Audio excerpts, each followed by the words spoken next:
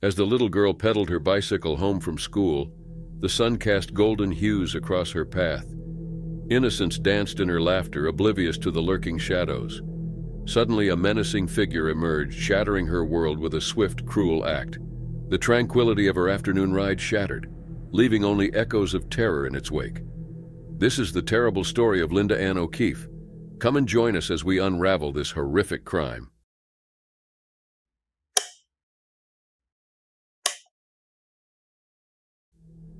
On May 24, 1962, in Newport Beach, California, USA, Linda O'Keefe was born.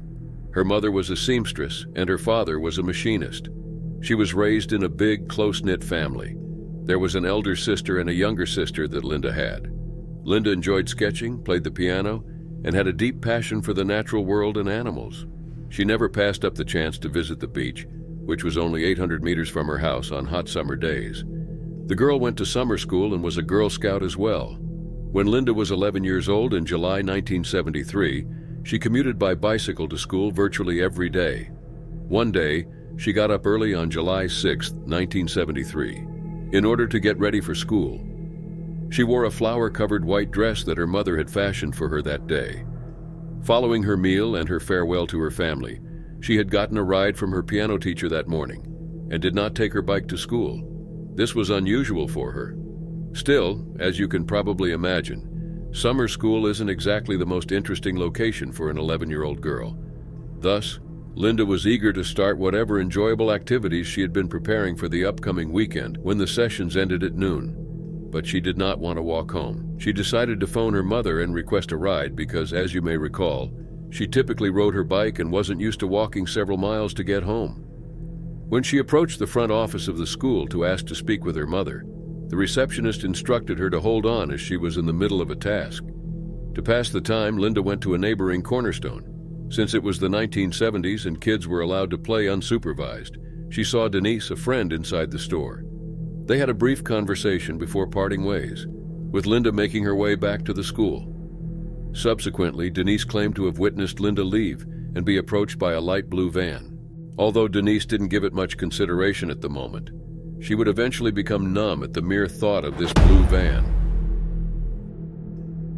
When Linda returned to the school, the receptionist was prepared to give her mother a call. After calling her mother to come get her, Linda discovered that her mother was preoccupied with sewing. She urged Linda to just walk home by herself because she had an abnormally high volume of orders to do. When Linda heard this, she got quite upset and started crying. It's unclear exactly when Linda left school, but after a short while her mother became concerned. She took a seat on the pavement outside the building and dangled her feet into the street to gather herself before leaving. At first she thought Linda was probably taking her time to respond, but as night approached, she started to worry a lot. Cindy, Linda's older sister, believed that Linda would get into serious trouble when she returned home, but their mother understood that Linda wasn't the kind of girl who would ever stay out beyond dark. She began phoning her neighbors after the sun had set to check if they had seen Linda, but she was nowhere to be found. When she couldn't find her, she began driving around the neighborhood. The police were immediately summoned, and the search was carried out well into the morning. The O'Keefe family went to bed on July 6th, with one less little girl in their house and 100 new worries in their heads. The next day, attempts were made to contact Linda's friends in the hopes that someone of them may have seen her before she vanished. One of Linda's friends reported seeing Linda after school. She observed Linda sitting on the side of the road next to a vehicle with a girl who we will call Maine and her mother in the car. Maine's mother was very uncomfortable with this suspicious-looking van, so she parked on the side and noted the license plate number. However, the driver seemed to have observed Maine's mother glancing at the van, since he took off quickly. Maine's mother didn't believe she saw Linda in the vehicle, even though Linda was now well out of sight and no longer in the vicinity of the road. Later on, another witness came forward with additional information. This mother, who lived next to a cliff in Newport Beach, claimed to have heard a girl scream, but she ignored it because she didn't know the child was missing and assumed it was just some youngsters having fun. At 7:30 a.m., a sizable search party was assembled, the following day with volunteers and police officers. At approximately the same time, a father and his 4-year-old son stopped by a lake to go frog hunting. The father noticed that his son was staring at something in the distance but he was unable to identify it, so he stared in that direction and moved in a straight line. After he eventually stepped into some cattails and dragged them aside, Linda Ann O'Keefe's lifeless body was directly in front of him. The man, not believing what he was seeing, tried to rouse Linda by reaching out and touching her hand, but when he had no response, he hurried home with his kid and dialed 911. Authorities discovered that Linda had been brutally raped and strangled to death when they arrived at the lake. Like other cold cases, the inquiry went on. There were occasional leads and credible suspects, but no rabbit hole ultimately pointed to the guilty party.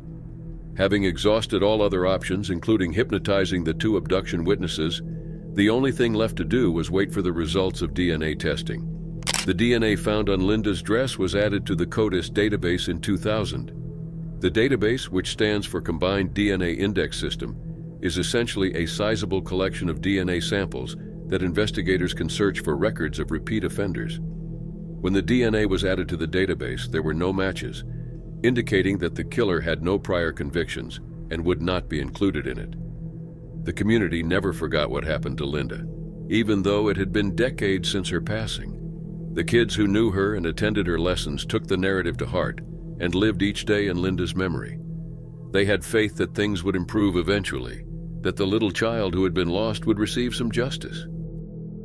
Finally, after years of waiting, the Newport Police Department operated an unorthodox method on July 6, 2018, in an attempt to obtain new information. They used Twitter to generate a narrative that was written from Linda's point of view. The initial post stated, "Hi, I'm Linda O'Keefe. 45 years ago today I disappeared from Newport Beach.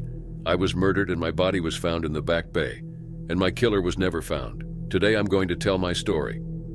More tweets were posted describing the day that preceded her disappearance.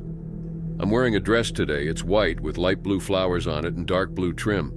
My mom made it. She makes a lot of my clothes and my sister's clothes. She's really good at sewing and we don't have a lot of money for fancy store outfits anyhow. I'm back in the school office and the lady lets me call my mom for a ride home this time. It doesn't go well. She is busy with a sewing project and tells me that I can walk home. It makes me upset and I cry. I'm an easy crier, remember? She knows I was angry about her not picking me up, but she thought I'd soak a bit and then come home to eat. It's been 3 hours since she last heard from me, which is a lot when you're a young girl with no lunch in her stomach." Before the police published these tweets, scientists used a process known as DNA phenotyping, which utilizes DNA to infer a person's likely physical appearance. Once the results were in, the authorities published one last tweet. "But now, 45 years later, I have a voice again, and I have something important to say. There is a new lead in my case, a face that comes from DNA that the killer left behind. It's technology that didn't exist back in 1973, but it might change everything today." In addition to a reconstruction of the offender's possible appearance during the crime, an aging rendition of the perpetrator's potential appearance in 2018 was also included. Soon after, the DNA was also sent to a number of genealogy organizations, and a possible match was discovered quite rapidly. The 73-year-old James Allen Neal appeared to be the match for the DNA. James was detained in Colorado in February 2019, following additional interrogation and research, and he was subsequently extradited to Orange County, California. James was being charged not just with Linda, but also with 2 other females, both of whom were in their tweens or teen years. After entering a not guilty plea to the charges, James unexpectedly found himself hospitalized in May 2020. James's life ended shortly before he was set to go on trial, saving him from having to face up to his misdeeds. He passed away a few days later. Even though James was declared the murderer and the matter was formally closed, Linda's surviving family members harbored resentment. As you can see, Linda's father, Richard, died in 2008, and her mother, Barbara, died in 2005. Neither of them had any feeling of closure. In interviews and with her family, Barbara said she was filled with deep regret for not picking up her daughter from school. She would go on and on about how this was the worst decision she had ever made because she wanted to finish a sewing project, which ultimately led to her daughter's death. Hey, thanks for sticking with us today. Check out this other thrilling videos for you to watch, and while you're at it, hit that subscribe and like button, and let us know down below your thoughts on today's case. Until then, take care.